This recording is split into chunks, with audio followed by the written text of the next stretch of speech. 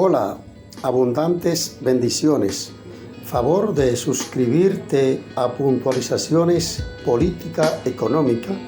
Así podrás ver el contenido de los videos que subimos a la plataforma de YouTube.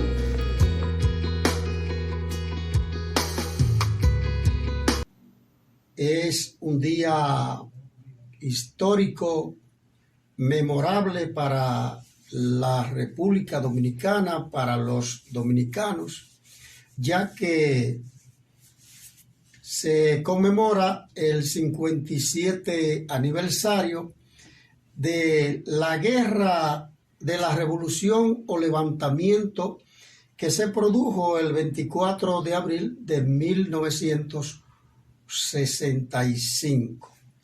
Nosotros nos vamos a enfocar en hablar un poco, recordarles a los amigos oyentes sobre algunas de las causas que provocaron ese levantamiento, que en principio fue entre dos sectores militares y luego se fueron integrando muchos dominicanos, específicamente de la parte de Santo Domingo. Pues bien, los sectores dominantes lograron salir de Juan Bosch el 25 de septiembre de 1963. Y hacemos referencia de Juan Bosch porque específicamente el golpe de Estado que le dieron al profesor Juan Bosch fue la chispa detonante que provocó la indignación de muchos dominicanos. Entonces, los sectores dominantes de la época, tanto militares como empresarios, comerciantes, usaron como instrumentos a los militares para darle un golpe de Estado al profesor Juan Bosch, y pasó a dirigir los destinos del país un triunvirato. El gobierno democrático dirigido por el profesor Juan Bosch fue sustituido por un régimen de facto, integrado por altos jefes militares y por un conjunto de pequeños partidos políticos oportunistas que se vendían como demócratas. Y este triunvirato no solo coartó las libertades públicas, sino que se cometieron actos de corrupción asqueantes. Habían bandas de contrabando dentro de los cuerpos castrenses, y esto creó un repudio popular. Es decir que ahora tenemos varios militares de altos rangos, generales, coroneles, tenientes, presos por sustraer recursos de las arcas del Estado, y no es nada nuevo. Siempre han existido acciones reprochables. Pues bien, entonces, y estos militares y pequeños partidos que se vendían como demócratas, aupados por los sectores poderosos, pues depusieron el gobierno constitucional del profesor Juan Bosch, bajo el alegato de que la Constitución que se había aprobado en el 1963 atentaba contra los derechos democráticos, siendo esto una mentira, porque todos los expertos en derecho constitucional, o la mayoría, una gran mayoría, coinciden en decir que la Constitución de 1963 ha sido la constitución más progresista y liberal que se ha dado a la República Dominicana, porque consagraba los derechos de muchos ciudadanos que no tenían voces. Y dentro de esos derechos que consagraba esa Constitución estaba el derecho de los trabajadores a disfrutar de los beneficios de las empresas y además la garantía al trabajo. Y esto no le convenía a los sectores económicos de la época.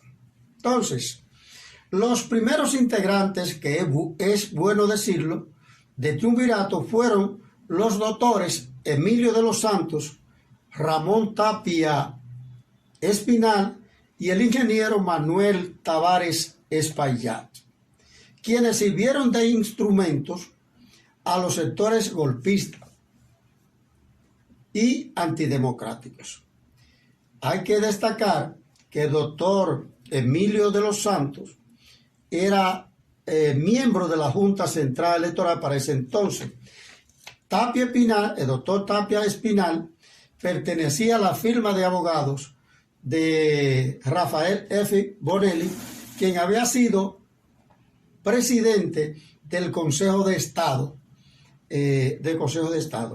Y el ingeniero Tavares Espaillat formaba parte del Central Romana Corporation. Es decir, que estos tres personajes eran un instrumento de los sectores poderosos, de los remanentes de la tiranía de Trujillo de los 30 años. Entonces, la conducción de los destinos del país por parte de Triunvirato tuvo muchas contradicciones y mal manejo. Y no solamente en los sectores populares, sino que los mismos poderosos, los mismos empresarios, comerciantes que habían colaborado para darle el golpe de Estado a Juan Bosch, sentían ellos que sus intereses estaban siendo afectados. Se produjo una división en las Fuerzas Armadas, se crearon como especies de clanes dentro de la Fuerza Armada. La revolución del 24 de abril, entonces esos grupos, un grupo quería que se volviera a la constitucionalidad, que se repusiera el gobierno del profesor Juan Bosch, y otro grupo de militares y empresarios querían la llegada de Balaguer al poder o el regreso de Balaguer, porque Balaguer trabajó prácticamente los 30 años de la dictadura de Trujillo, estuvo en el poder. Entonces esta revuelta no tiene su importancia por el enfrentamiento, sino porque en esta revuelta, ni por la intervención norteamericana, sino porque en esta revuelta se puso de manifiesto la conciencia creada en la juventud de la época de no importar la fuerza, sino la razón y la ideología. Los grupos que más se destacaron en esas acciones fueron los constituidos por estudiantes, profesionales y políticos. Se hizo una alianza entre el PRD y el partido, su principal rival, el Partido Reformista Social Cristiano, que eran dos partidos rivales, pero se formó una alianza para deponer al Triunvirato por la corrupción y por las libertades que estaban coartadas.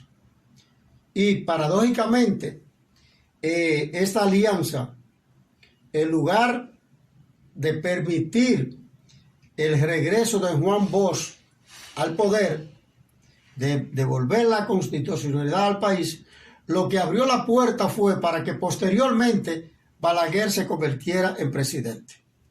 Entonces, Juan Bosch, que estaba exiliado en Puerto Rico, se firmó un pacto que es en Río de Piedra, no, en Pato de Río Piedras. Se llamó el pacto en Puerto Rico. Ese pacto se firmó el 30 de enero de 1965. Ese pacto lo firmaron Juan Bosch en su calidad de presidente del partido y por la parte del Partido Reformista Social Cristiano lo firmaron Antonio Rosario como presidente y Caonabo Javier como secretario general. Se firmó ese pacto de alianza para luchar juntos en procura de restablecer la constitucionalidad del país. Y fue muy importante ese pacto porque 2.000 profesionales firmaron un comunicado en apoyo, al mismo tiempo que aumentaba el descontento en las filas de las Fuerzas Armadas por la corrupción imperante en las mismas, por los militares opuestos a esa corrupción. Entonces, este pacto fue uno de los eventos que provocaron que el 24 de abril de 1965 se iniciara la defensa constitucional bajo el lema "A luchar, soldados valientes",